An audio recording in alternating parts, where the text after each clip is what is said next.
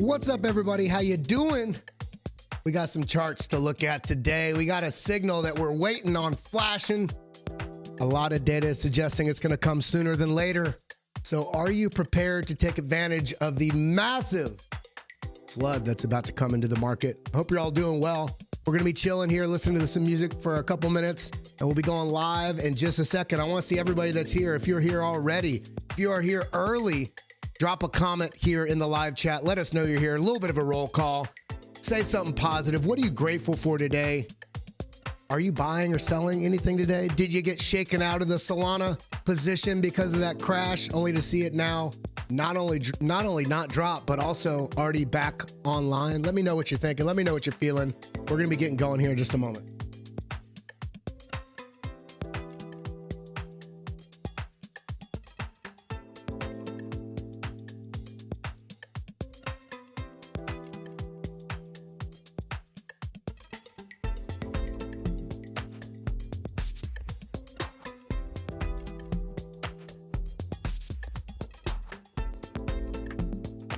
I think we're going to be getting going here a little bit sooner than later. So I want to see everybody get active.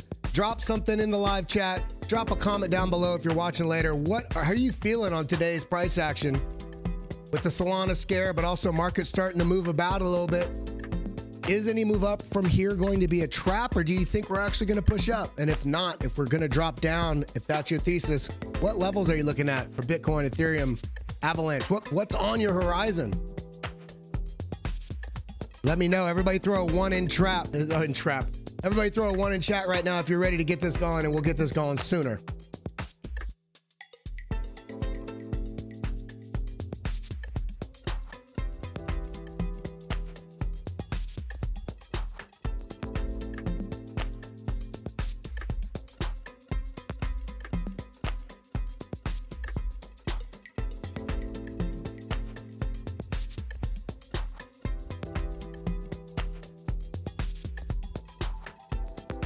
Let's go!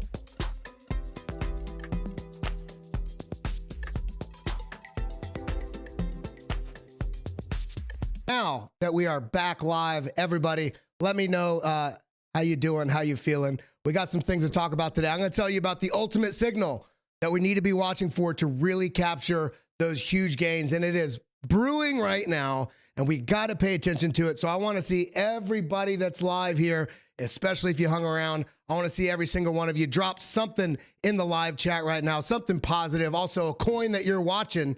Let me know. Everybody get involved in the live chat right now. Hit that like button, hit that subscribe button, ding the bell, hit the like and subscribe for the frustration of technology, because we all deal with it, even if we're using it every day. And again, by the way, my name's Kelly Kellum. If this is your first time, really hope I can guarantee this is not going to be your last time. But we got to talk about what's going on here. So let's go ahead and bring up the charts right here. We got to talk about Solana today for sure, but we're going to get in that in a second. They had the network outage. There's some key signals that we're going to be paying attention to because of that. But Bitcoin, everybody's wanting this to go up and away, and it keeps just chopping back and forth. We're going to be talking about this as well, of course. And then, of course, some of the other things we're looking at, TIA and Avalanche, and we're going to be looking at some other altcoins as well. But we got some things we got to talk about. Coming back over to CoinMarketCap, I just have my watch list up right here, where I just have the things that I have starred.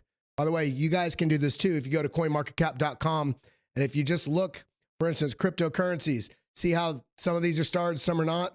If you do stars on the ones you're interested in, just come up here after that, click on watch list, and it will just narrow down the field of view just to the coins that you're paying attention to. And we can see things are staying roughly about the same area, especially one of the interesting ones that we want to pay attention to here, Solana. Solana network outage. Look at this. I mean, if we even pull this up on basic hillbilly TA, as Drew likes to call it, I mean, not really much happened here. This is an outage, a little bit of a play here, and we have higher low, higher low, higher low, and also higher highs throughout this, suggesting, everything that's happened here really alludes to how strong the community is for Solana. And by the way, if you want to find me, I finally capitulated. Yes, I did. I finally capitulated, and I'm basically going to be posting some special content over on TikTok, so you can find us there at BitLab Crypto. Come give us a follow over there. I'll be doing some different content there. unique on each platform, kind of unique stuff. But go give me a follow if you are over there on TikTok. But I want to talk about this ultimate signal that we're watching for to get what price action am I talking about? Up 85%. Look at this right here. Everybody wants to say on this chart right here, this is because of the ETF. And like anything else in the market, nothing is standalone, unique. Absolutely, this is the reason. There are larger things, contexts at play that we need to pay attention to so that we can take advantage of moves before they happen, look for the signals that are brewing before the signal flashes, and make sure that we can stay in position. Because remember, there's so many different shows out here on YouTube and different content creators that just do TA, that do news, and everybody has their own sort of niche. And what I want to provide for you here on the BitLab Academy daily stream is a combination of what all these different things are in the market, what's going on in these assets. Yes, we'll do TA for you. Yes, we'll do things that you guys ask for. You super chat in, you want to see some TA. Yes, we'll do that. But the point here is not just to give you a fish, it's to teach you how to fish. It's to show you what signals you could be watching for to catch a trend before it happens. And in this case, when we're looking at Bitcoin, everybody's waiting. Everybody is waiting on this next move like this. This move is what everybody's waiting for. This move right here is what everybody's waiting for. And yet we're so hyper-focused over here on a 1 hour time frame going, why isn't it going up yet? Well, slow down, sucker. Let the market develop. And what we want to see right here, let's ask ourselves why this went up right here. Let's also ask ourselves, when this was breaking down, what was the fuel that allowed this to happen? Yes, we have a narrative focus right here with the ETF speculation driving this higher. But let me ask you a question. Even with speculation, what is needed in order to drive capital into that market? Liquidity. We need liquidity. Okay? And so when we're looking at this, we've got to pay attention to some key factors. And by the way, if you haven't yet, make sure you're giving me a follow right here at Kelly Kellum. And of course, BitLab Academy at Academy BitLab. See that right there. Make sure you're following the correct profile. But what we want to pay attention to, I have a little list here, some coins, the safer coins that, I'm going to be stacking into. And I'm going to have some more lists here on the BitLab Academy page as well. But what I'm trying to get to is this right here. $7 trillion in stock. The value dropping like a brick, like a meme coin. The route is getting so bad with all these damn advertising. If you guys, hey. If you guys are tired of an advertisement on every single thing you freaking look at, throw one in chat. All I can think about with this Apple Vision nonsense, and I think Apple Vision is amazing, but I know what's going to happen is people are going to be walking around the city and they're going to be seeing billboards everywhere. It's like the old Dave Chappelle skit, if the world was like going on the internet and everything you do is a pop-up for porn. So I just had a little rant there for a second. But we have to pay attention to this because China is the world's second largest economy. And when we're thinking about this huge $7 trillion drop in value in the markets, we have to pay attention to this because this could be a key factor and the number one signals that we need to watch that's going to drive value and volume. Value and volume. Monetary energy into an asset is what really gets you to put price up. We can call it retail hype. We can call it institutional capital flow. No, all these things are intermixed. Also with the fact that Bitcoin is still tied in, at least partially, with the idea of it being involved with the risk narrative, we want to make sure that the capital also feels good about going to certain places in the market. So there's something we got to pay attention to here. And looking at this, some $7 trillion of value has been wiped off the Hong Kong and China equities since their peak in 2021. 7 trillion. That's not chump change. That is something that could affect the world economy, right? Come down here. This is a key line. Every effort will be made to maintain stable market operations. This is the magic words we want to hear if you are somebody involved with investments and assets. This is terrible if you are locked in and fixed on the idea of the dollar or the yuan or the peso being some excellent monetary instrument. This is the last thing you want to hear because what this is saying is every effort will be made to maintain stable market operations. They're about to say, hey, it makes more sense for us to devalue the shit out of your dollar and prop up this market to continue the farce that is the world economy. It is based on a fake house of cards and paper assets, derivatives that aren't backed by shit. And I apologize for the language, but this is what's going on right now and why Bitcoin and blockchain is such a beautiful alternative, or at least to have your foot somewhat exposed in these other areas so that you're not completely tied into this, just succubus that is fiat currency. But what we can do by being aware of this, and actually, let me take my emotions out of it. Okay, if they're going to do every effort to make sure their market doesn't collapse further, if they're going to use every means necessary, what does that mean? That means going in and giving that helping hand to the market, falsely propping it up. So we have to pay attention to this because there's some key factors at play here. Look at this. China, the total amount of inflows into a handful of ETFs tracking key gauges rose to a record in January and was more than 5 times the aggregate amount seen since July 2015, when the so-called national team jumped in to stem the rout. So look at this. This is money coming in.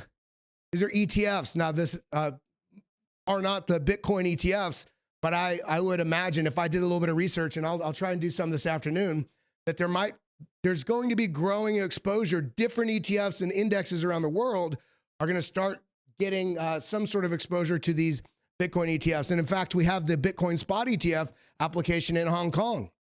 I wonder if there's going to be some sort of acceleration on the approval of that. But the point here is not even what these ETFs are invested in, is the fact that there's a huge inflow.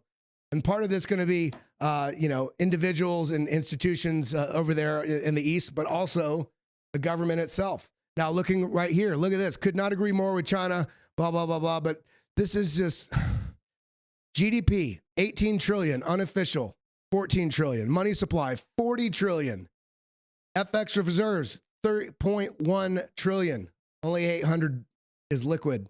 But what he's saying here, and this is interesting, because this is going to tie into this idea of where people are going to want to put their money.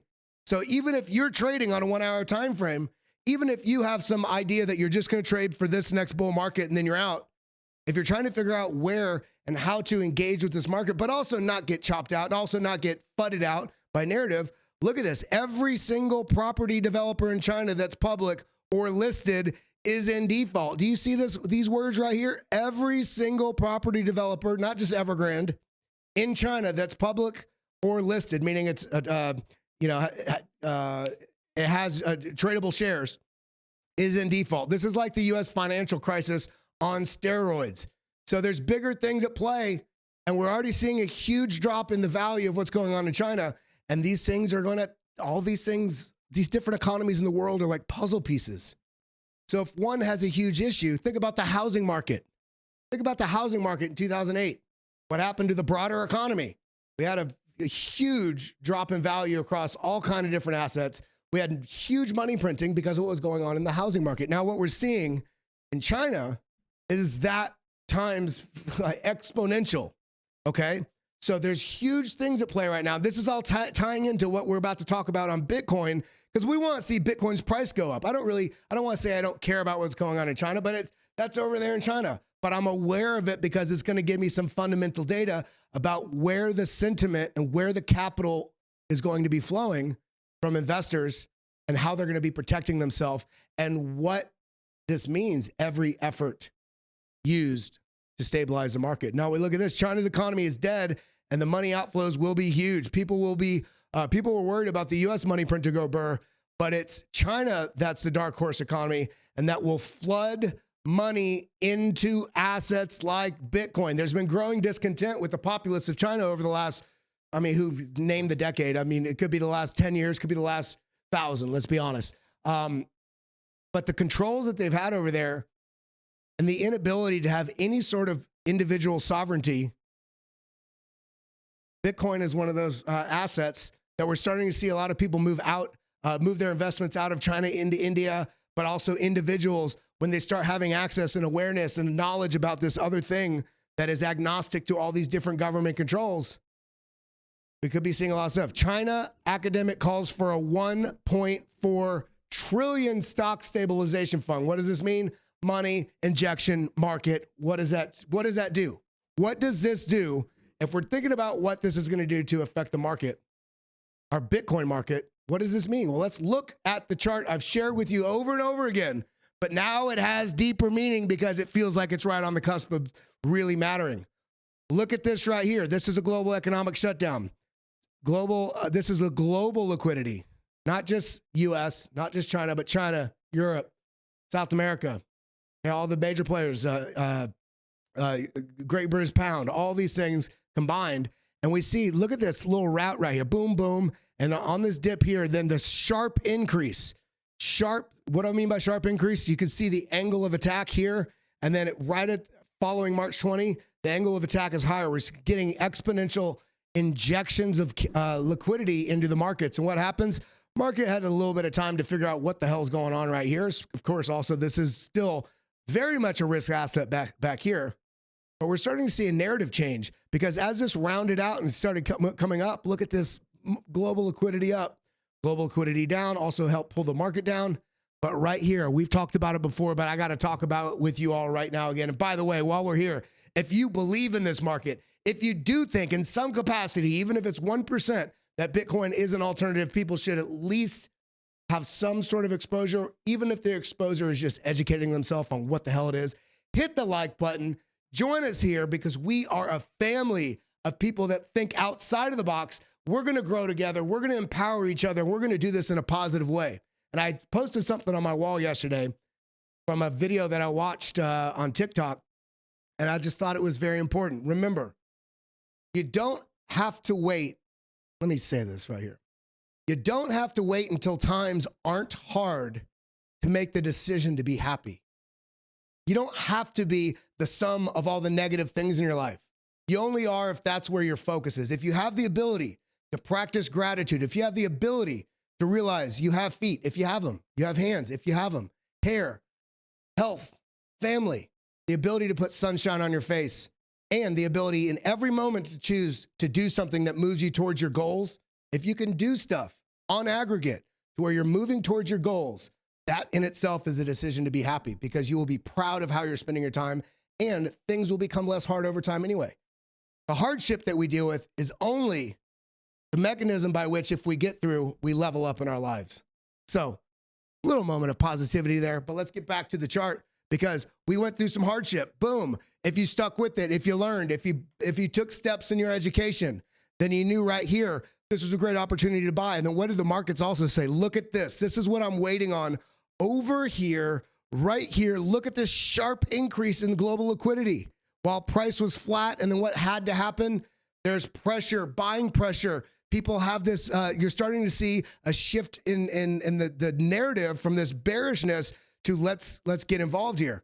The worst collapse in history, FTX, with the money and the socioeconomic considerations, the fact that this was on the floor of every government's discussion and hearings and all the stuff, after all these cascading failures. Makes sense. We need a little bit of consolidation here, accumulation, and then all this liquidity came in and basically flooded this narrative that, okay, we found a bottom after the worst of all these collapses. The next move is to the upside. This was also on a time basis. If you look at where market cycle halvings are to where the next market cycle top is, see this? And this is, similarly in this zone right here in the middle between the halvings also tends to be this breakdown accumulation zone, What we get, breakdown accumulation zone. And now we're on this stage of the market right here. And what we're seeing is, look at this. This is that zone right here that I was talking about, the 85% growth. Everybody wants to say, let me say this right here. Everybody wants to say that 85% growth over the last few months was because of the ETFs. And I beg to differ. The ETFs were just one speculation play that helped drive capital in the market. But when you look at this chart right here, this had nothing to do with ETFs, but what we see right at this same spot where the ETF was the responsible thing for what drove price up, how come we also see a huge increase in global liquidity at the same time? Everything in these markets works in conjunction with each other. When you get a confluence of positivity around a certain narrative, then you see those explosive gains. So, Considering that, looking at where we're at right now, this was an 85% move. Let's look at this right here. This is this right here. Boom. Press shift, click up to the top. 85% move right here. Was it the ETF? Was it global liquidity? Let's be honest. Probably had to do a bit of both. Now, the thing is, although the speculation play on the ETF is over because the ETF has been approved and is out and trading, that doesn't mean the ETF narrative is over. I would argue that the ETF narrative is only just beginning because we've seen so much rotation of capital, yes, out of grayscale, but at the same time, record inflows on an ETF, new ETFs, a new ETF niche, and all these other Bitcoin spot ETFs. So I don't think we've truly seen the effect of the Bitcoin ETF yet. This was just a speculation play. This is a sell the news play. And then whenever we find whatever bottom it is, whether it's here, whether it's down here at 38, or we get all the way down to that $34,000 to $36,000 range, regardless of where it is, the narrative that was already supported right here is this, right here. This collapse and this bounce, what happened at the same time period? This was the start of something absolutely beautiful in the shifting narrative of what Bitcoin is in terms of the risk narrative profile within global markets. This right here, boom, perfect conjunction of when we had the cascading failures of those massive banks. So at the same time, what we're seeing right now, interestingly, speculation play, sell the news play, the ETFs are still here though.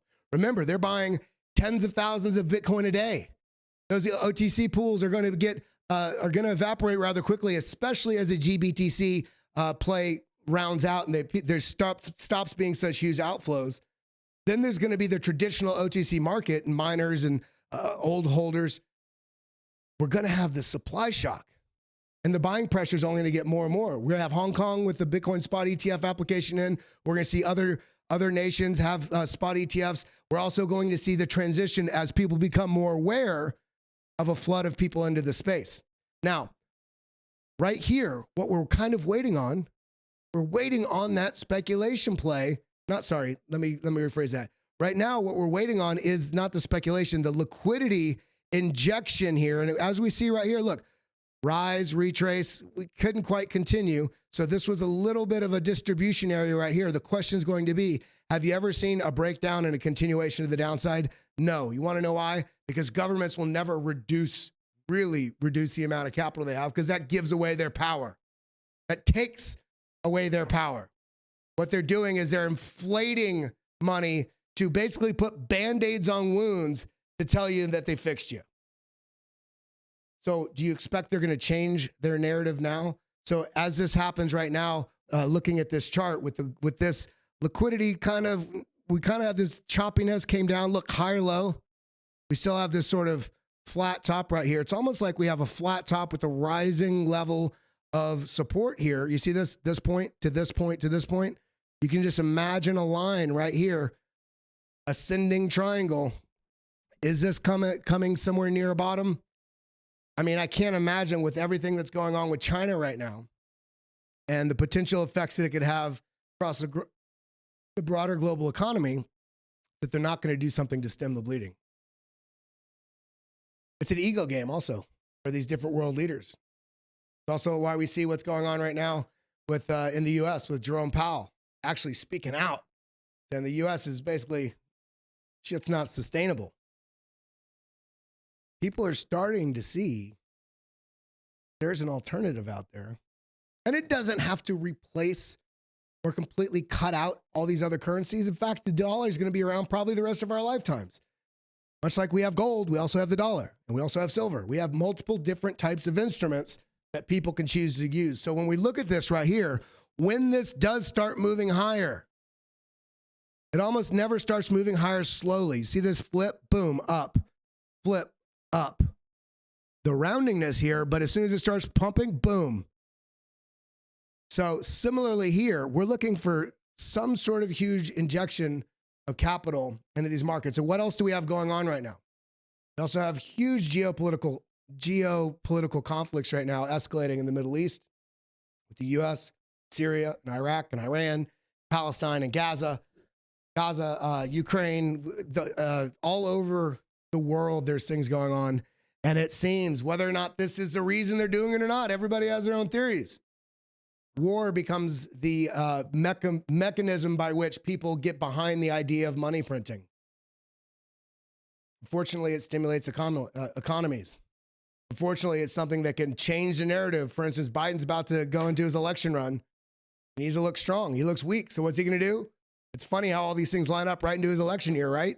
And what does that mean also? They want the economy doing well if they're expecting him to get reelected. And the funny thing is, I don't even think the Democratic Party wants him, or the Democrat Party wants him to be reelected. And this is not a political channel, but these are just things I'm looking at when I'm looking at the market and how the dynamics of things that are going to work. I think they'd rather have him elected than prevent a Republican in office. And the same thing happens when a Republican's in office, okay? So we need to pay attention to the dynamics of where money's being injected into the markets, because if China really starts printing and we start seeing an escalation in what's going on in the Middle East, then you can better believe that we're going to start seeing a huge influx of global liquidity coming into this. And when we have an influx of global liquidity, it tends to find its way into markets, and you start seeing those markets pump. Isn't it interesting? Look at all this. Is it the halving? Look at the halving up. Okay, now ignore the halving entirely. Let's look at the up. Let's look at when the markets go down. Now let's look at the global liquidity down. Okay, markets going up, up. Okay, markets coming down. Look at global liquidity down. Okay, markets going up. Great. Choppiness here. This was a Chinese mining ban, so we had a little bit of,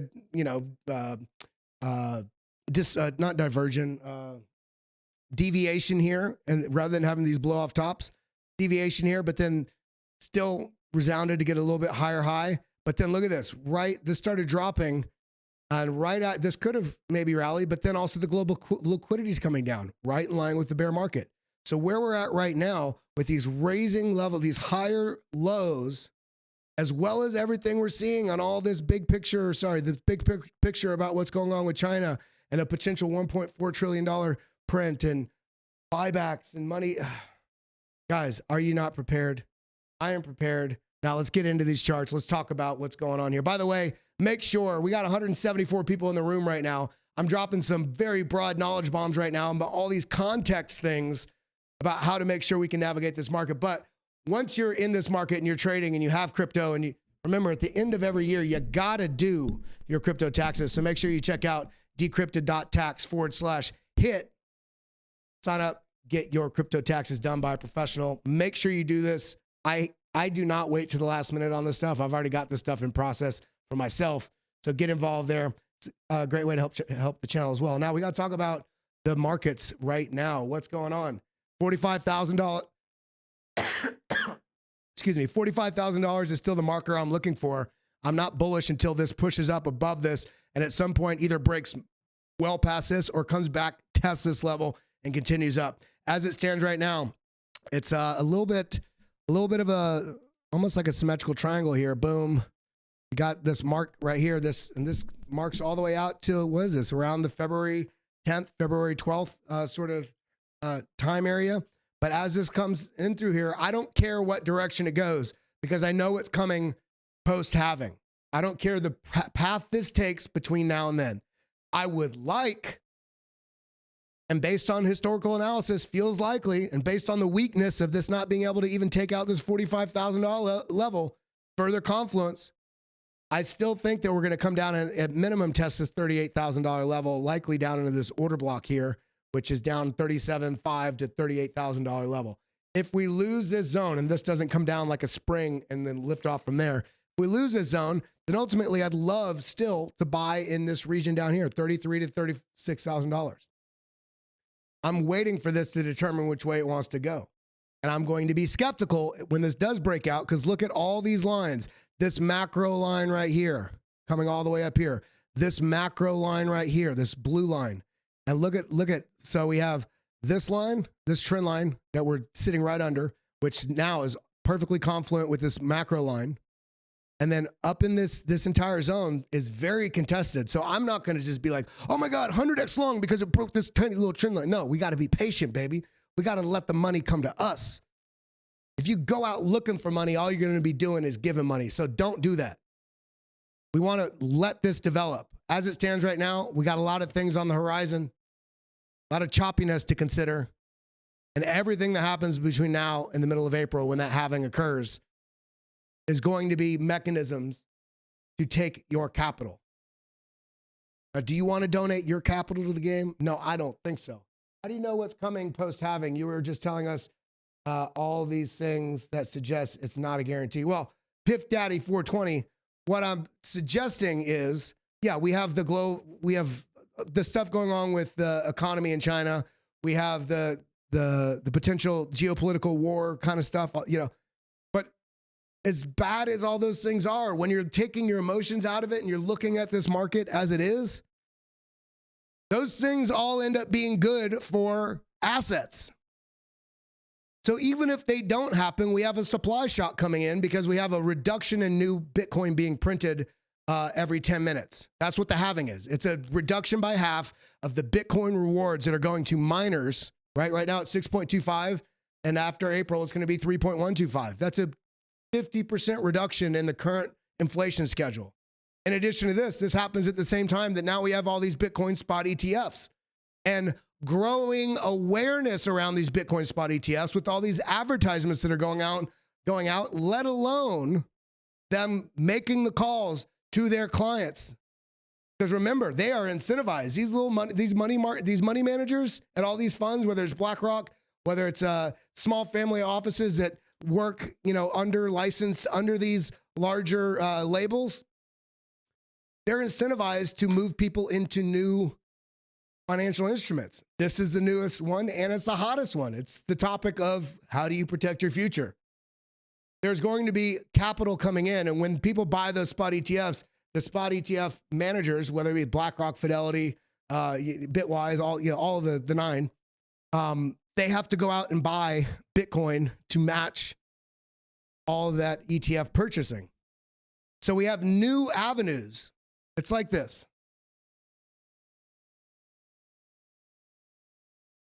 You have a small town somewhere.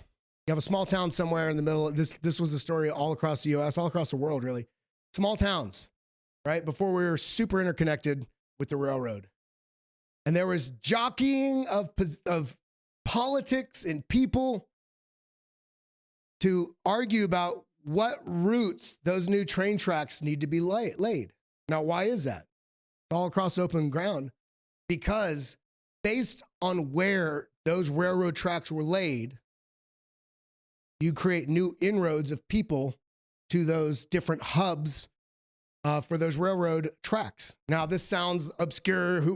This is exactly the same thing. We had the Industrial Revolution, and now we have not only the digital revolution that started in terms of the computers all the way through the internet to where we're at now, but we have a whole new infrastructure layer that we need to build. And in addition to the infrastructure that we're building with blockchain, we also then have the people and the capital to fulfill everything that's within that. So when you build a railroad hub at a certain area, rather than over here, where the railroad hub is attracts people. And not only does it attract people, whether they're walking there on a horse, on a wagon, whatever, but then you also have these railroad cars bringing in en masse people and money and revenue. So this is what's important about what's happening right now with all these ETFs. They just laid the tracks. Now they're putting out the flyer saying, hey guys, you don't have to ride your horses anymore. Come get on the freaking train.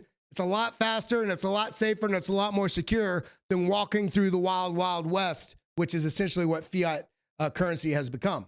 So we have the avenues, we have the interest, and we have the PR mechanism for the traditional minded people.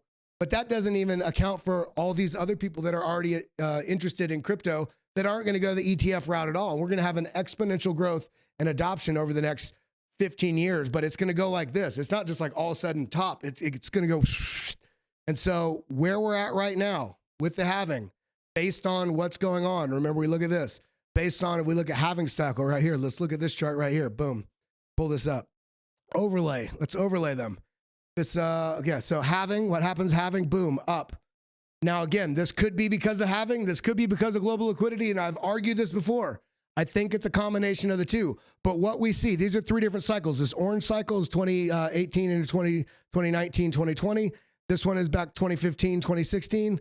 Okay, what we're seeing, we see chop, chop, chop, and then push up into it and then sell off through the halving. Now we had a huge push up here, sell off, and a blue, black, I almost said blue swan, black swan here. High speculation, selling, trapping people, over leverage, flushing liquidity both directions. And then people get, you know, a little bit more calm. You get a stability in the open interest. You get a stability. Man, I can't stop coughing when I do this damn stream. It pisses me off, but that's okay. But then ultimately things sort of stabilize roughly around here. You get a little bit of consolidative, you know, sort of conservative price action. And then you get that parabolic trend to the upside.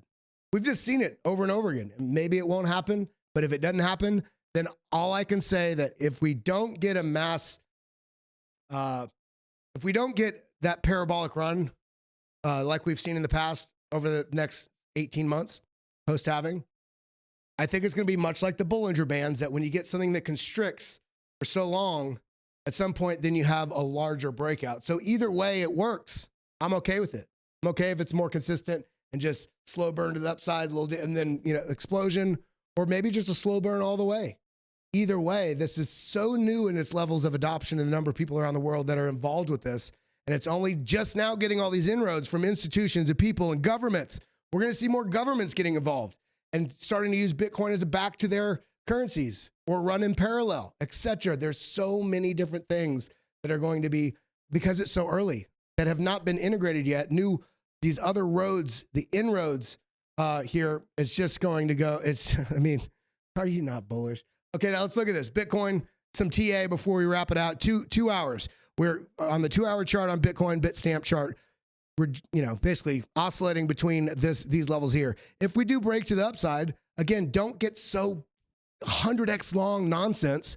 Look at this. We got a couple key levels we're going to want to watch up here in this 44 to 44.2 range. And ultimately, we really want to watch for a potential rejection at this 45. Because remember, 45,000 is not only 45,000, but it's also the golden pocket from, see right there, from that top, from this top right here to the bottom, golden pocket right here, $44,900, $45,000. Not only that, we also have this high, this high, this high, this little bounce here, rejection here, bounce here. So not only price action, but also technicals and Fibonacci's all are saying, hey, man, you better watch out for this sucker right here. So don't let it catch you by surprise. Maybe it doesn't even go there, but we have it outlined in case it does. And remember, if this does drop further, maybe even retest this 38, it still means that this region is going to be a highly contested region on the way back up. Now, let's go ahead and look at Solana. Solana, oh my God, Solana had an outage.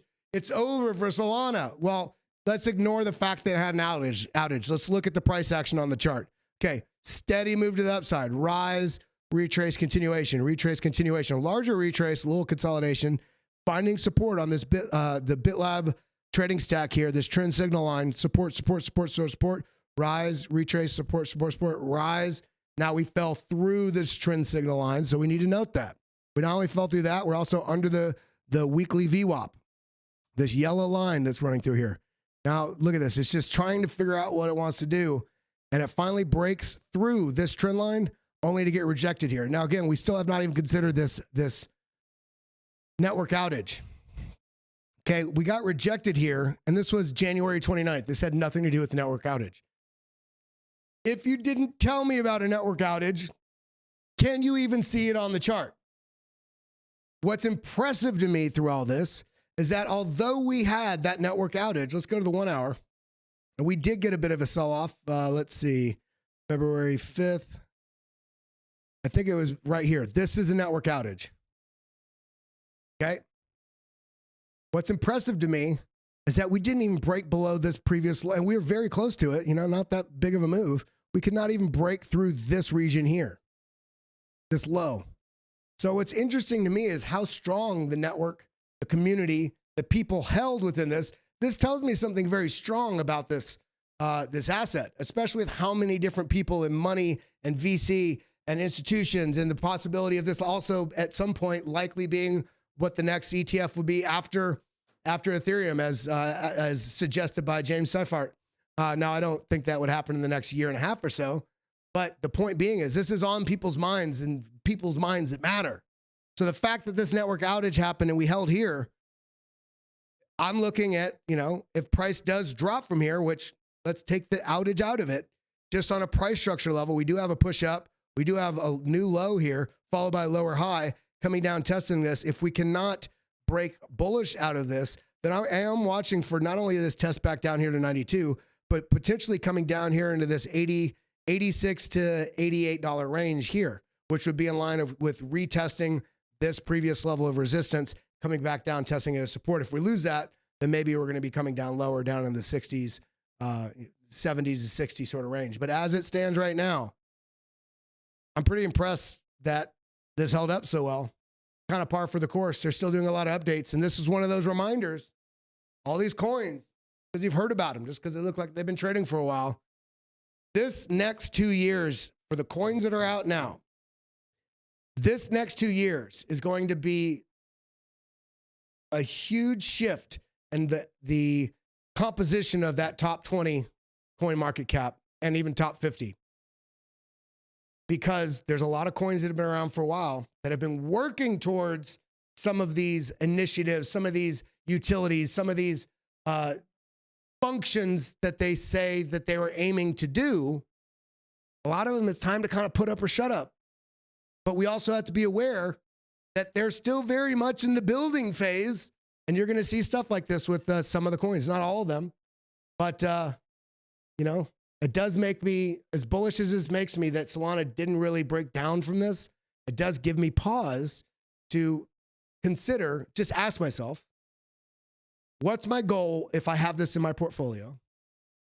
How much of my portfolio does this consist of? Like, you don't want to be 90% Solana, but just being aware that these things are they're still working out the kinks in some of these things. So great question, Reese. Do you only hold alts? What did Reese ask? Let's see. At the end of the bull run, do you bull profits? Do you bull profits out of all Bitcoins and move them into things like Bitcoin and ETH? Well, everybody's got their own strategy, but what I like to do, and I think it's going to be slightly different this time because of these ETFs. I think it's going to minimize what the downsides are on these assets. But it's also, I think, in some ways, potentially somewhat limiting to tops as well.